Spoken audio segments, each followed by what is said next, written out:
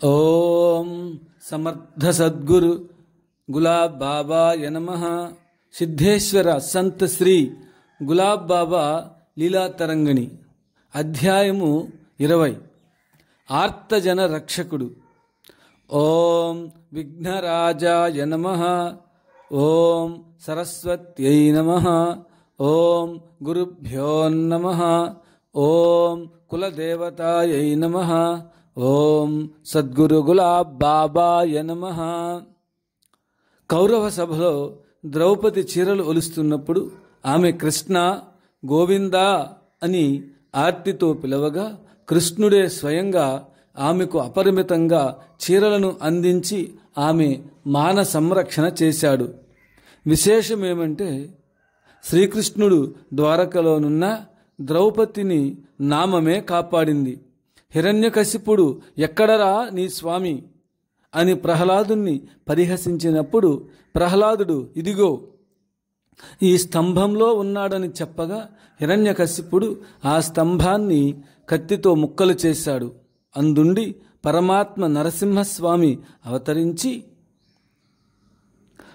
పరమాత్మ నరసింహస్వామి అవతారంలో ఆవిర్భవించి హిరణ్యకశిపుణ్ణి సంహరించి ప్రహ్లాదుణ్ణి కాపాడాడు. భగవంతుడు తనంతట తానే వాయువు వలె సంచారం చేస్తూ భక్తులున్న ప్రదేశాలకు వెళ్ళి ఆపదల నుండి వారిని కాపాడుతారని పరాశర మహాత్ములు చెప్పారు. పరాశరుడు మొదలైన మహర్షులు చెప్పారు. శ్రీరామచంద్రుడు గుహుణ్ణి, శబరిని, భరద్వాజ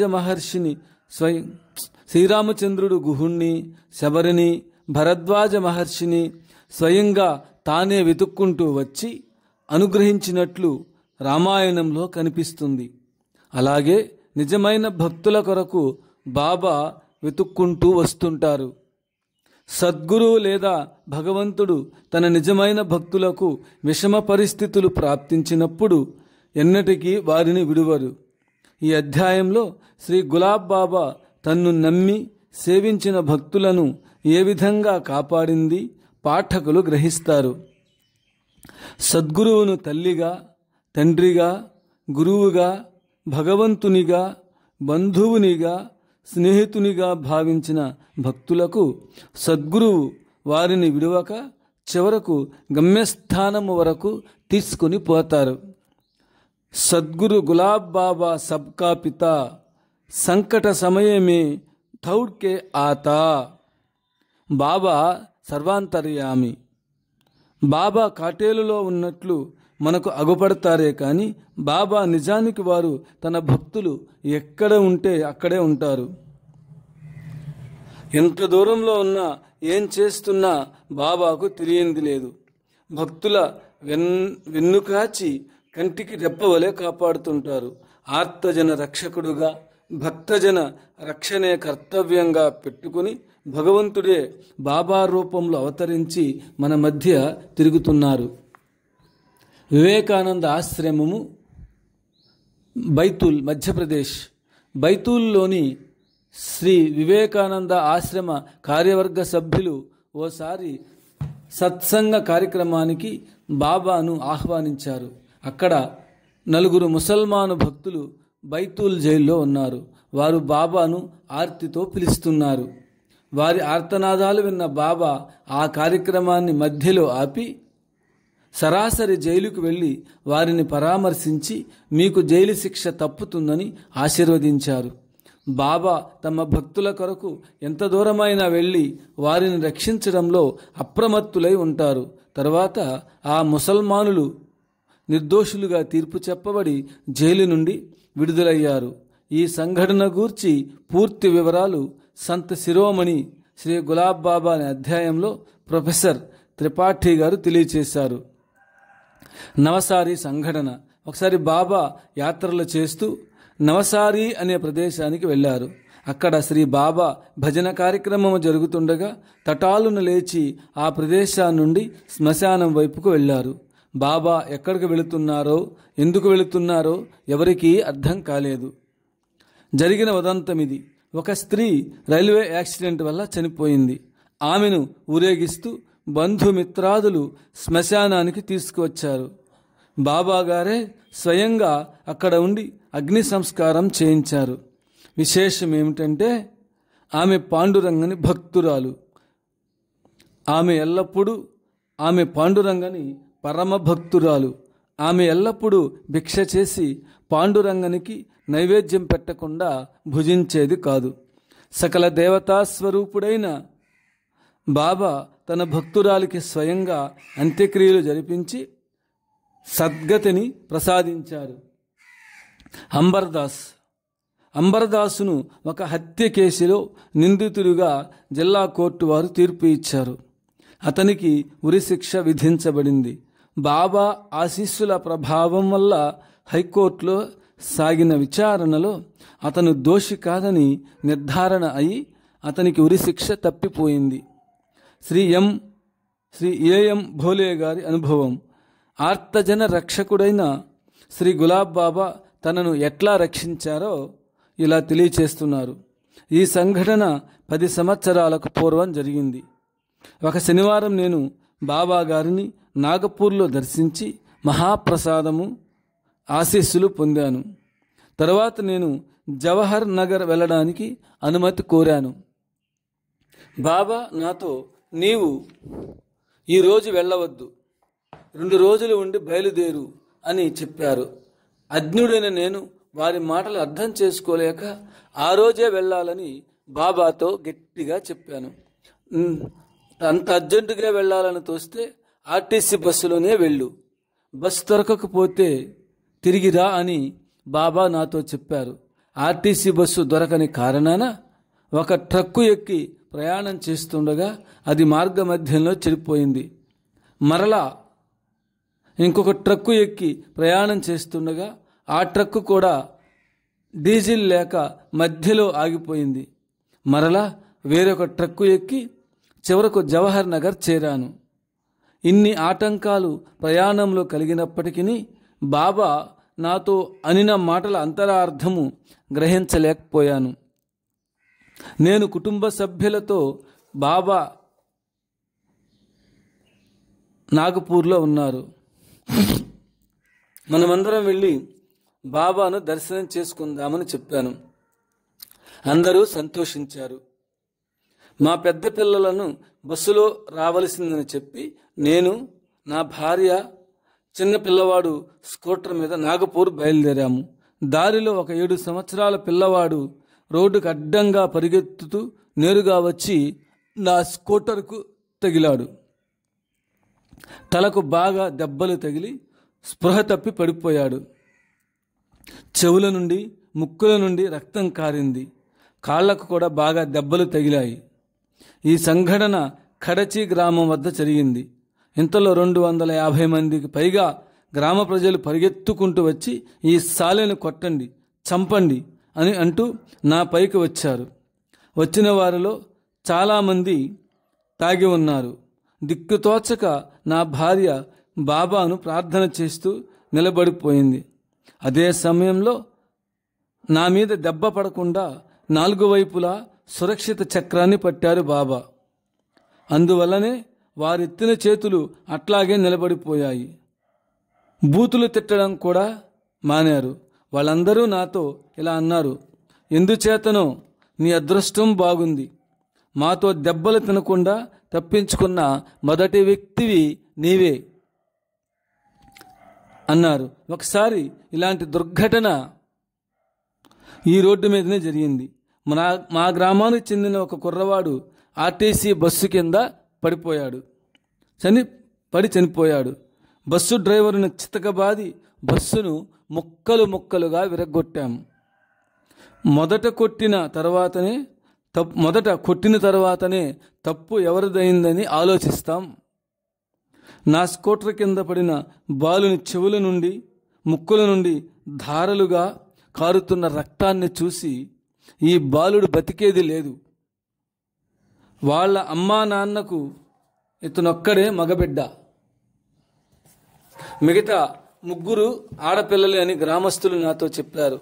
ఈ దుర్ఘటన జరిగిన తర్వాత ఆ నేషనల్ ట్రంక్ రోడ్డు మీద కారులు, బస్సులు, లారీలు రోడ్డుకి ఇరువైపులా ఆగిపోయాయి. రోడ్డంతా జనసమూహంతో నిండిపోయింది. నా స్కూటర్ను అక్కడే రోడ్డు మీద వదిలి ఆ పిల్లవానిని ఒక ట్రక్కులో ఎక్కించి భండారాలో ఉన్న హాస్పిటల్కి తీసుకువెళ్ళాను.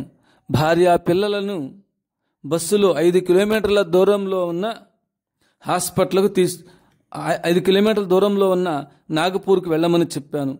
హాస్పిటల్లో ఉన్న బాలుని గూర్చి ఇలా ప్రార్థించాను. బాబా, ఈ బాలుడు మరణిస్తే నాకు గొప్ప కళంకం వస్తుంది. అలా జరగకుండా కాపాడు అని బాబా నా ప్రార్థన మన్నించారు. ఆ బాలుని కాపాడడమే గాక వారి దెబ్బల బారి నుండి నన్ను రక్షించారు. పిల్లవానికి డాక్టర్లు బాగా దెబ్బ తగిలిన చోట కుట్లు వేసి 4 రోజులు హాస్పిటల్లో ఉంచి తర్వాత డిశ్చార్జ్ చేశారు. బాబా నా ద్వారా పిల్లవానికి ప్రసాదం కూడా పంపడం జరిగింది. ఈ విషయాన్ని నా భార్య నాగపూర్లో బాబాకు చెప్పింది. అప్పుడు బాబా నా భార్యతో ఇలా అన్నారు, మీ వారిని 2 రోజుల వరకు వెళ్ళొద్దని 2-3 పర్యాయాలు చెప్పినా నా మాట వినకుండా బయలుదేరి వెళ్ళాడు. ఎవరైనా అనుభవం కలిగిన తరువాత గ్రహిస్తారే గాని ముందుగా నా మాటలు చెవిని పెడతారా? ఆదివారం లారీ క్రింద పడి చనిపోవాలని పిల్లవాని నొసట లిఖింపబడి ఉన్నది. కానీ మీ స్కూటర్ కారణం చేత పిల్లవాడు బతకగలిగాడు. ఈ విధంగా నన్ను ఈ మహా సంకటం నుండి బాబా కాపాడడమే గాక తల్లిదండ్రుల ఏకైక సంతానమైన బాలుని ప్రాణాలు కూడా కాపాడిన ఆర్తజన రక్షకుడు. దీని మీద దాదాపు 3 సంవత్సరాలు కోర్టులో కేసు నడిచింది. 9-10 మంది నాకు వ్యతిరేకంగా సాక్ష్యం చెప్పారు. అయితే కేసు విచారణ సమయంలో సాక్షుల వాంగ్మూలాలను జడ్జి గారు విని వారిపై కోపించి నన్ను నిర్దోషిగా భావించి తీర్పు చెప్పారు. డాక్టర్ జిడి గోఖలే, యుగ్మీ రమన్, ప్రకృతి చికిత్సా కేంద్రం, నాగ్పూర్, వీరు తమ అనుభవాన్ని ఇలా తెలియచేస్తున్నారు. 20 సంవత్సరాలకు పూర్వం ఆప్టిక్ ఆట్రిఫీ వలన నాకు అంధత్వం కలిగింది. పైగా భగవంతుని యందు విశ్వాసం లేదు. కళ్ళు లేని కబోది జీవితము నిరర్ధకమని భావించి ఆత్మహత్య చేసుకోవాలని రైలు ఇంజిన్ కింద పడుకొని నిద్రపోయాను. సరిగ్గా రైలు ఇంజిన్ కదిలే సమయానికి ఒక అపరిచిత వ్యక్తి వచ్చి నన్ను బలవంతాన బయటకు లాగి మధురలో నన్ను గాయత్రి తపోభూమికి వెళ్ళి కొన్నాళ్ళు ఉంటే నాకు అంధత్వం పోగలదని చెప్పి అదృశ్యమయ్యారు. వారి సలహా పాటించి అతడికి పోయి గాయత్రి తపోభూమిని సేవించిన తరువాత నాకు మరలా చూపు వచ్చింది. మరలా చూపు కలిగిన నాలో ఉన్న అజ్ఞానమనే అంధత్వం పోలేదు. నేను 7-8 సంవత్సరాల నుండి శ్రీ గులాబ్ బాబా పేరు వింటూనే ఉన్నాను. అయితే సాధువులన్నా మహాత్ములన్నా నాకు సదభిప్రాయం లేదు. అదృష్టవశాత్తు నేను అనుకోకుండా శ్రీ ఎస్.ఎల్. బడ్కస్ గారిని కలుసుకున్నాను. వారు నాకు బాబా గురించి చెప్పి వారి దగ్గరకు తీసుకువెళ్లారు. గులాబ్ బాబా ప్రథమ దర్శనంతోనే నా అంతఃచక్షువులు తెరవబడినాయి. బాబా నన్ను చూచి, నీ రాక కొరకు 8 సంవత్సరాల నుండి వేచి చూస్తున్నాను. ఈ రోజున రానే వచ్చావు. నీవు చావాలని రైలు కింద పడుకున్నావు కదా అని బాబా అనగానే నాకు ఎంతో ఆశ్చర్యం కలిగింది. నా కన్నులు ఆనంద బాష్పాలతో చెమ్మగిల్లాయి. ఈ విధంగా దైవ విశ్వాసం లేని నాకు భగవంతుడు ఉన్నాడనే విశ్వాసం కలిగించడానికి గాయత్రి తపోభూమికి పంపి మరో జన్మ ప్రసాదించారు. అంతేకాదు, నాలో ఉన్న అజ్ఞానాన్ని రూపుమాపిన దేవాధిదేవుడు శ్రీ బాబా. ఆ రోజు ఉదయం బాబా సాన్నిధ్యంలో నేను గాయత్రి మంత్రాక్షరాలపై దీర్ఘ ఉపన్యాసమిచ్చి శ్రోతలను ఆనందపరిచాను. శ్రీ గోవింద రణదివే గారి భార్యకు జీవనదానం చేసిన బాబా. ఈ సంఘటన 1989వ సంవత్సరంలో జరిగింది. బాబా భక్తుడైన గోవిందరావు రణదివే గారు షహపూర్ నివాసి. అతని భార్య తీవ్రమైన జబ్బుతో 4-5 మాసముల నుండి బాధపడుతుండేది.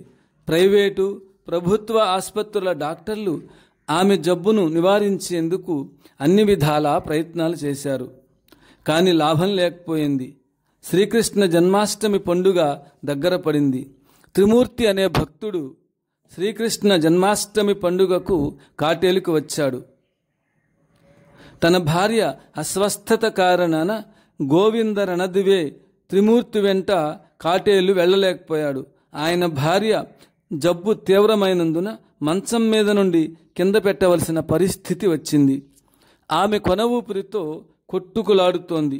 ఆ సమయంలో కాటేలులో త్రిమూర్తి తదితర భక్తులు రణదివే భార్య ప్రాణాలు కాపాడమని బాబాను ప్రార్థించారు. ఆ స్థితిలో ఆమెను మరల హాస్పిటల్లో చేర్పించారు. ఆమె శరీరం బక్కచిక్కి శల్యమై ఎముకలు మాత్రం కనిపిస్తుండేవి.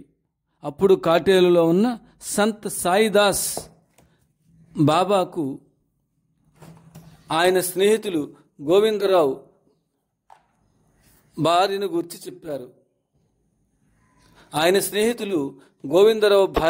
చెప్పారు. శ్రీ సంత్ సాయిదాస్ బాబా అంతర్దృష్టితో అవలోకించి గోవిందరావు భార్య ఆయుష్ సమాప్తం కాబోతున్నది. ఒకవైపు ఆమె మృత్యుకుహరంలో కొట్టుకులాడుతున్నది.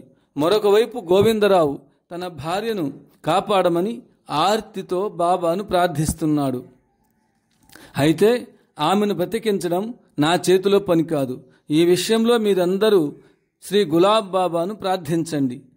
ఆమెకు ప్రాణదానం చేయాలన్నా ఆయుర్దాయము పొడిగించాలన్నా గులాబ్ బాబాకు మాత్రమే సాధ్యం అని శ్రీ సాయిదాస్ బాబా స్పష్టం చేశారు. ఆర్తజన రక్షక పరాయణుడైన శ్రీ గులాబ్ బాబా వారి ప్రార్థనలు విని సంప్రీతులై వారికి ప్రసాదమిచ్చి వెళ్ళమని చెప్పారు.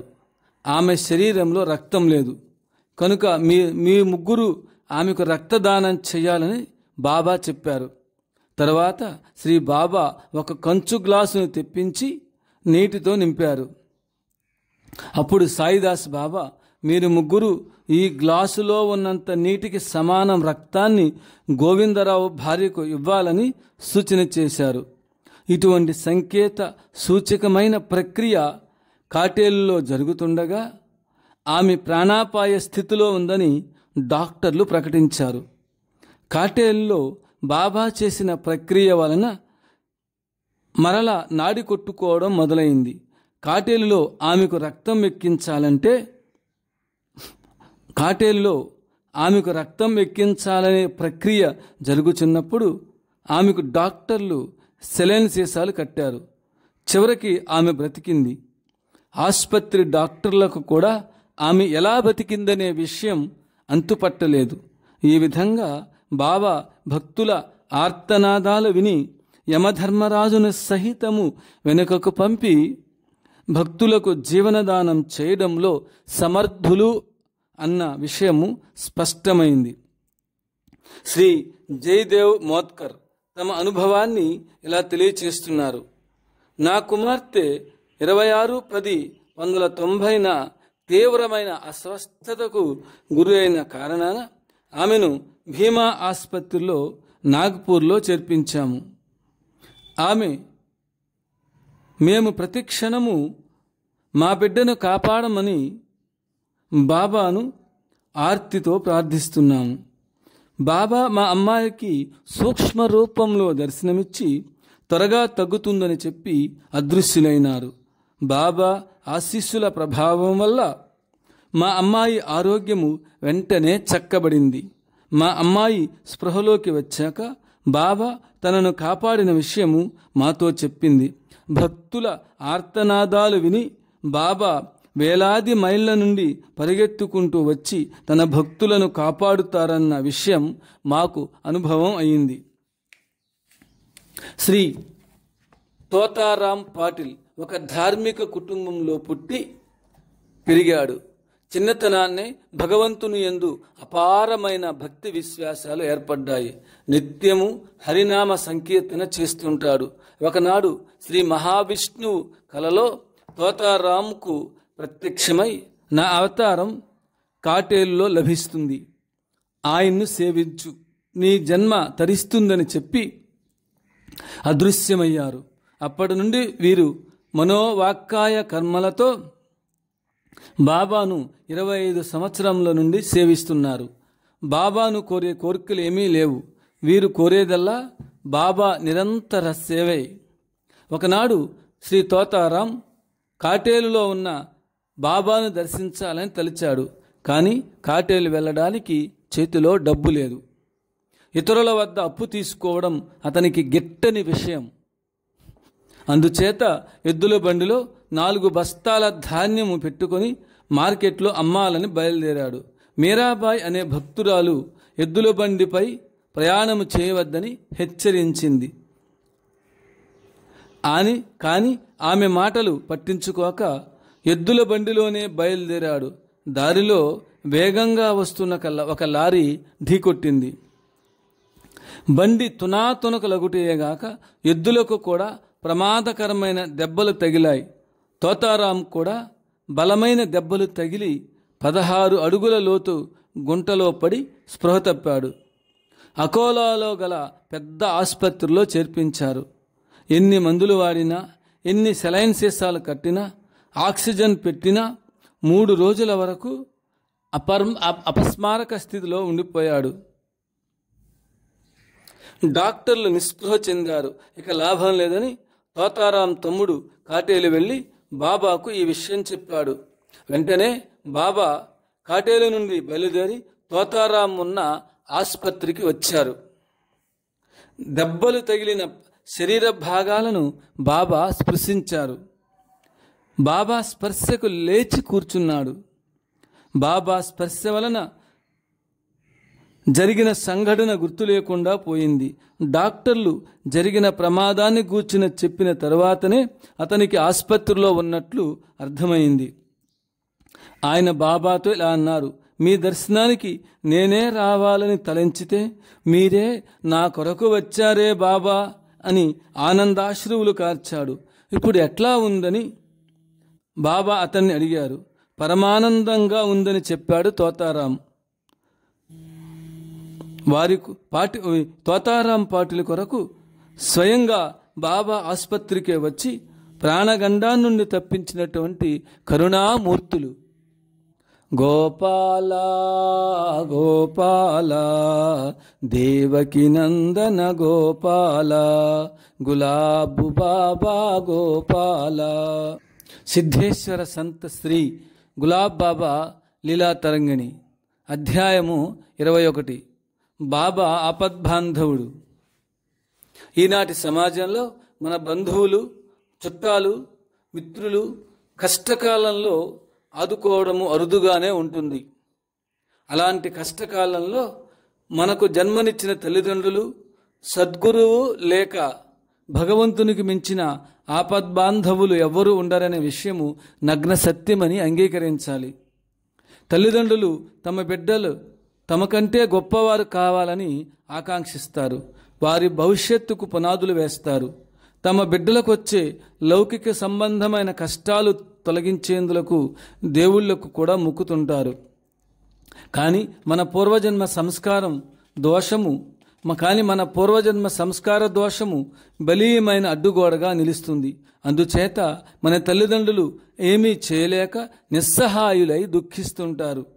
అటువంటి సందర్భాలలో సద్గురువు మన పక్షాన నిలిచి మన ప్రారబ్ధాన్ని సైతము ఆవలకు నెట్టి భగవంతుని కృప మన వైపు ప్రసరించేలా చేసి మన పాలిట ఆపద్బాంధవుడవుతాడు.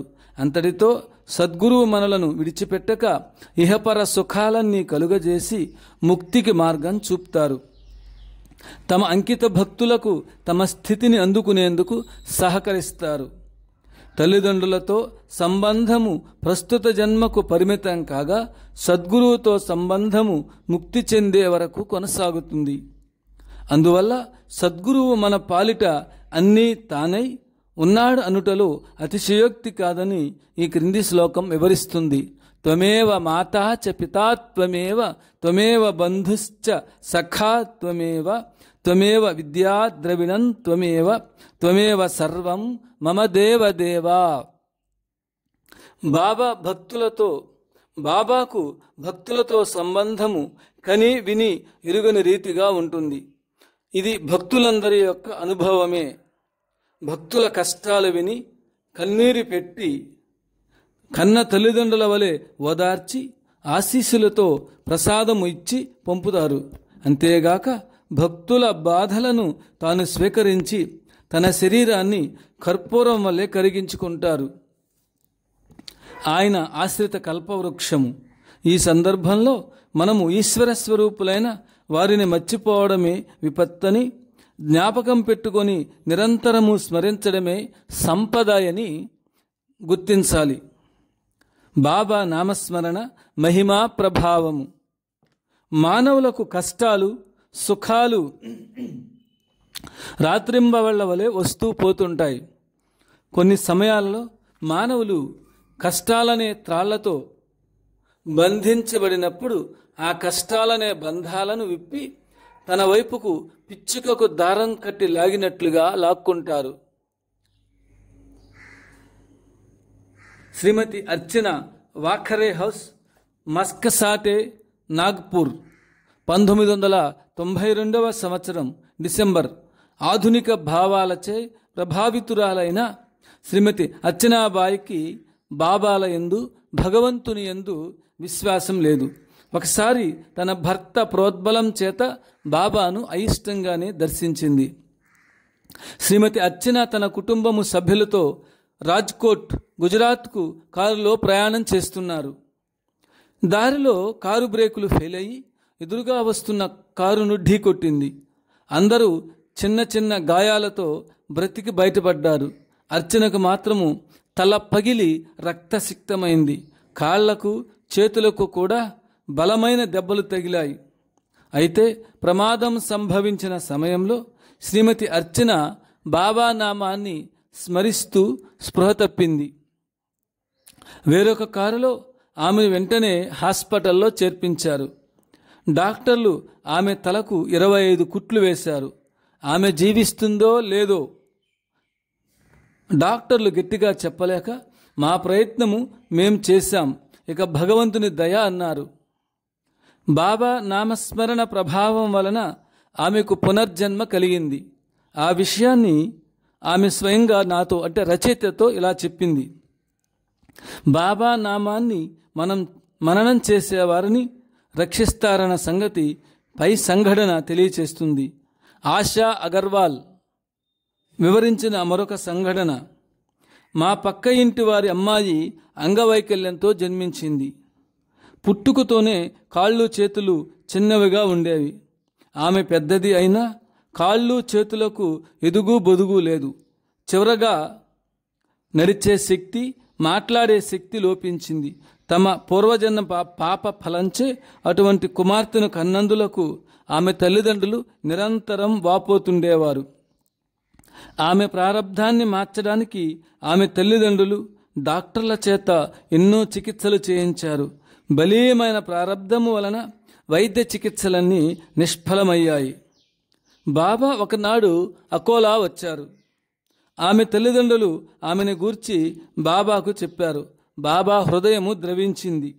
ఆమె చెంపపై బాబా 2 దెబ్బలు గట్టిగా కొట్టారు. బాబా చైతన్య శక్తి ఆమె నరనరాల్లోకి శక్తి తరంగాలుగా ప్రవహించి ఆమె అవయవాలు ఉత్తేజమై పెరగనారంభించాయి. 2 నెలల్లోనే ఆమెకు నడిచే శక్తి, బాగా మాట్లాడే శక్తి కలిగింది. పాము కాటుకు గురి అయిన సింధ్రీ జాతి స్త్రీ ఒకరోజు ఒక సింధ్రీ స్త్రీని పాము కాటేసింది. ఆమె స్వగ్రామం ఖామ్గావ్. కాటేసిన వెంటనే బాబా బాబా అంటూ స్పృహ తప్పి పడిపోయింది. ఆమెను బ్రతికించడానికి మంత్రవైద్యుని పిలిపించి చికిత్స చేయించిన ఆమెకు స్పృహ కలగలేదు.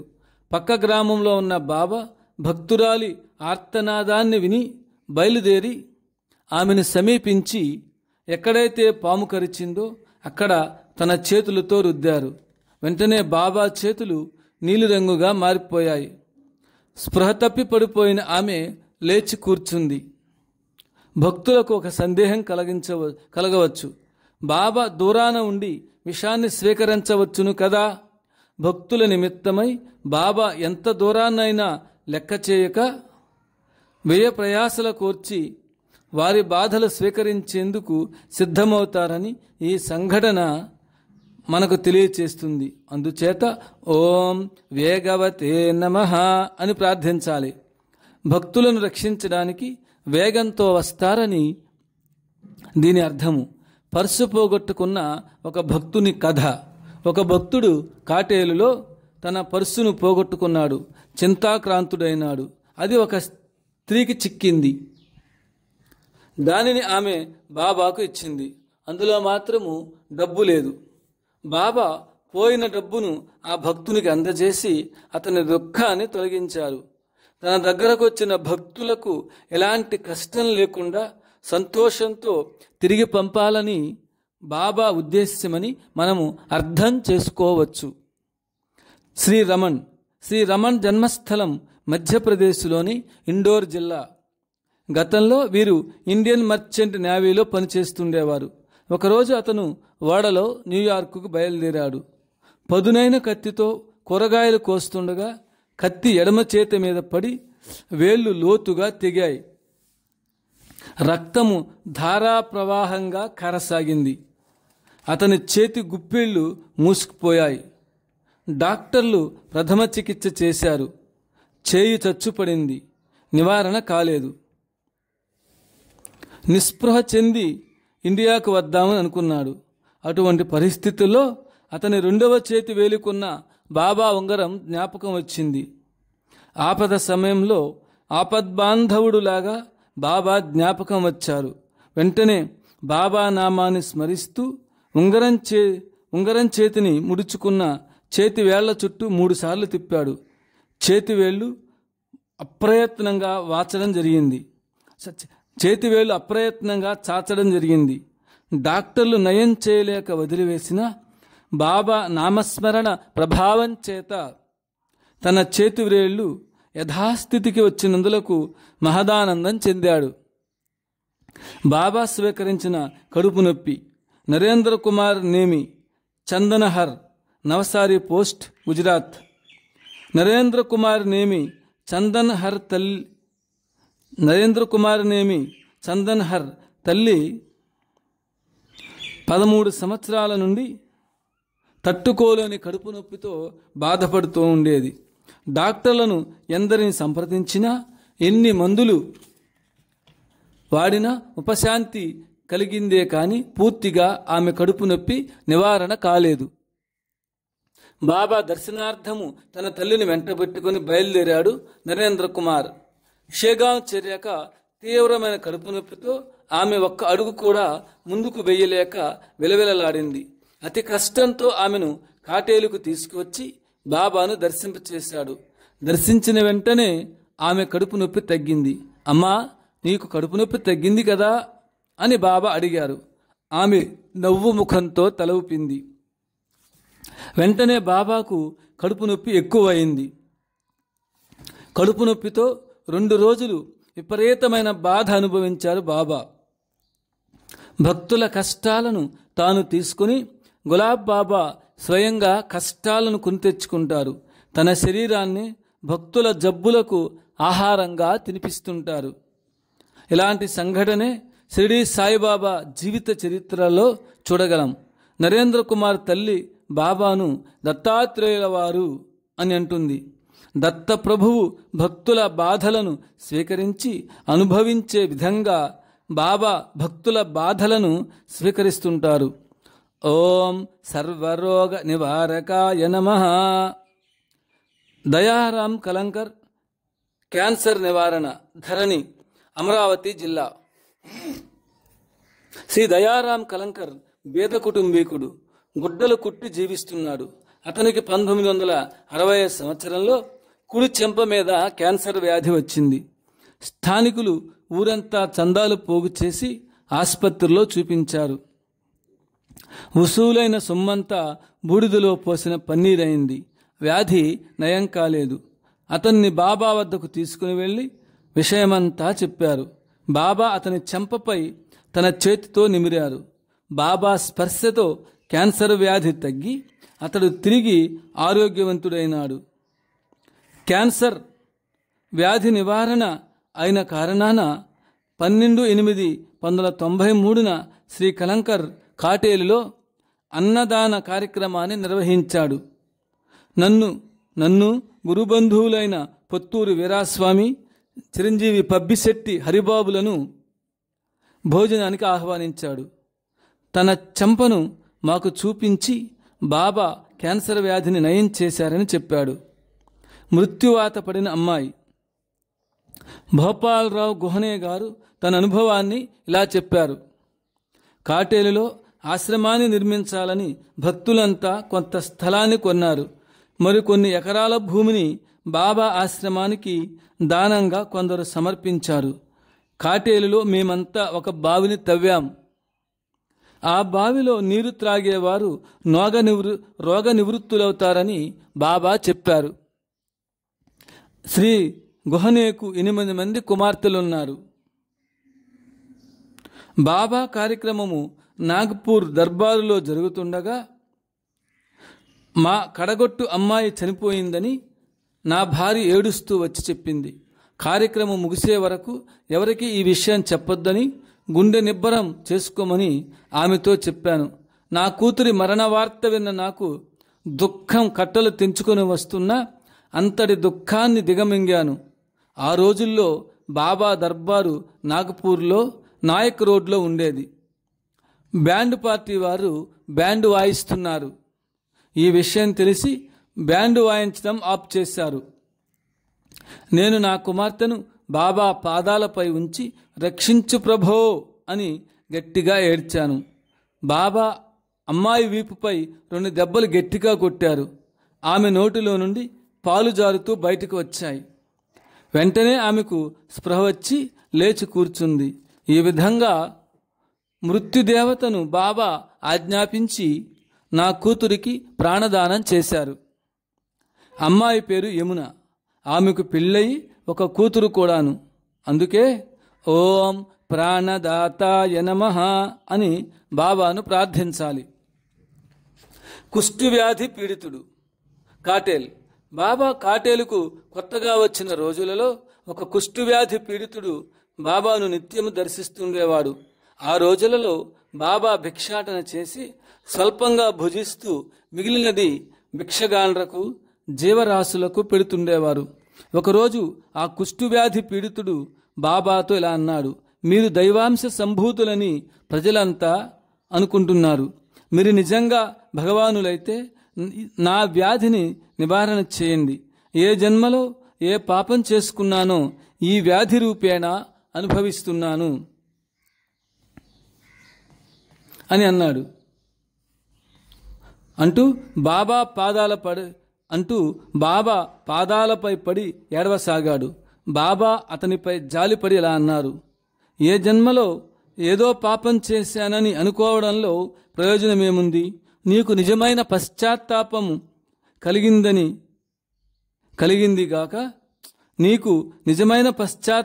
కలిగింది కావున ఈ జన్మలోనే నీ పాపాలను దహింపచేస్తాను అంటూ బాబా అతని శరీరాన్ని ప్రేమతో నిమిరారు. అతని రోగాన్ని బాబా స్వీకరించిన కారణాన అతని ఒంటి మీద కుష్ఠవ్యాధి మచ్చలు మాయమై బాబా శరీరంపై ప్రత్యక్షమయ్యాయి. బాబా కుష్ఠవ్యాధితో 8 రోజులు బాధపడ్డారు. చనిపోయిన ఎద్దుకు ప్రాణదానం చేసిన బాబా కెఎన్ పాటిల్, సుల్తాన్పూర్, ఖాటిఖేడ్. శ్రీ పాటిల్ వివిధ ప్రాంతాలను దర్శించడానికి బాబాతో బయలుదేరాడు. బాబాతో తీర్థయాత్రలు చేస్తున్న రోజుల్లో అతని ఇంటి వద్ద ఒక దుస్సంఘటన జరిగింది. ఆయనకు ఎద్దుల బండి ఒకటి ఉండేది. ఎద్దును ఒకనాడు పాము కరిచింది. ఈ వార్తను ఎద్దుల బండిని తోలేవాడు పాటిల్ తమ్మునికి చెల్లెలికి తెలియచేశాడు. ముగ్గురు ఎద్దు పడి ఉన్న చోటుకి వెళ్ళారు. అప్పటికే ఎద్దు కింద పడిపోయి నొరగలు కక్కుతూ చొంగ కారుస్తోంది. పాటిల్ తమ్ముడు బాబా నామాన్ని స్మరిస్తూ ఒక రాయిని దాని చుట్టూ తిప్పి ఎద్దును కాటేసిన స్థానంలో కొద్దిసేపు ఉంచి ఆ రాయిని పడేశాడు. ఎద్దుకు వెంటనే స్వస్థత కలిగి లేచి కూర్చుంది. ఆ రాత్రి పాటిల్ తమ్మునికి బాబా స్వప్న దర్శనమిచ్చి ఇలా అన్నారు: మీ అన్నయ్య ఇక్కడ ఉండి ఉంటే ఎద్దును పాము కరిచి ఉండేది కాదని అనుకుని ఉంటావు కదా. పైగా నన్ను నిందించడానికి అవకాశం దొరికి ఉండేది. అందుకే నేనీ జాగ్రత్త ముందే తీసుకున్నాను అంటూ బాబా అదృశ్యమయ్యారు. పొంచి పొడుస్తున్న కాకి. శ్రీ నరేంద్ర కుమార్ నేమి చందన్హర్ గుజరాత్ రాష్ట్రంలోని నవసారి వాస్తవ్యుడు. ఈయన చాలా కాలం టాన్సిల్ వ్యాధి పీడితులు. ఆపరేషన్ చేయించుకునేందుకు తన మామగారింటికి పూనా వచ్చారు. అక్కడ అనుకోకుండా ఒక ఆశ్చర్యమైన దుస్సంఘటన నిత్యము ఎదుర్కొనవలసిన పరిస్థితి ఏర్పడింది. మామగారి ఇంటి వద్ద నుండి అతను ఎప్పుడు బయటకు బయలుదేరినా ఒక కాకి వచ్చి నెత్తి మీద పొడుస్తుండేది. బయటకు పోవాలంటే భయపడేవాడు. ఈ విధంగా చాలా రోజులు గడిచాయి. అందువలన దుఃఖక్రాంతుడైనాడు. ఏం చేస్తే ఈ బాధ తొలగిపోతుందో అనే విషయం అర్థం కాని సమస్యగా మారింది. 1971వ సంవత్సరంలో శ్రీ సంత్ గులాబ్ బాబా పండరీపురం నుండి పూనాకు విచ్చేశారు. బాబా దర్శనానికి మామ, అల్లుడు వెళ్ళారు. అతని మామయ్య బాబాను ఇంటికి ఆహ్వానించారు. అల్లుని విషాదగాథ బాబాకు వినిపించారు. బాబా చందనహారును పిలిచి మిద్దె పై భాగాన నిలబడమన్నారు. రోజూ వచ్చే కాకి అతన్ని పొడవడం ప్రారంభించింది. బాబా అతని తల మీద చేతులు పెట్టి 4 సార్లు తిప్పారు. బాబా అపారమైన అనుగ్రహ ప్రభావం చేత కాకి అతన్ని వెంటాడడం మానింది.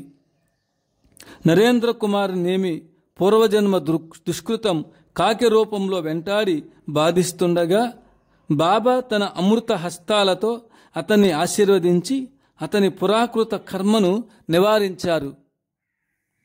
కర్మఫలం అనుభవించక తప్పదు అన్నమాట నిజమే అయినా మహాత్ములైన సిద్ధపురుషులు ఎదుటివారి దుష్కర్మలను స్వీకరించడం లేదా భస్మీపటలం చేయడం జరుగుతుంది. ఓం సర్వకర్మ విధ్వంసినే నమః. ఓం సద్గురు గులాబ్ బాబాయ నమః. గోపాల గోపాల దేవకీ నందన గోపాల గులాబు బాబా గోపాల.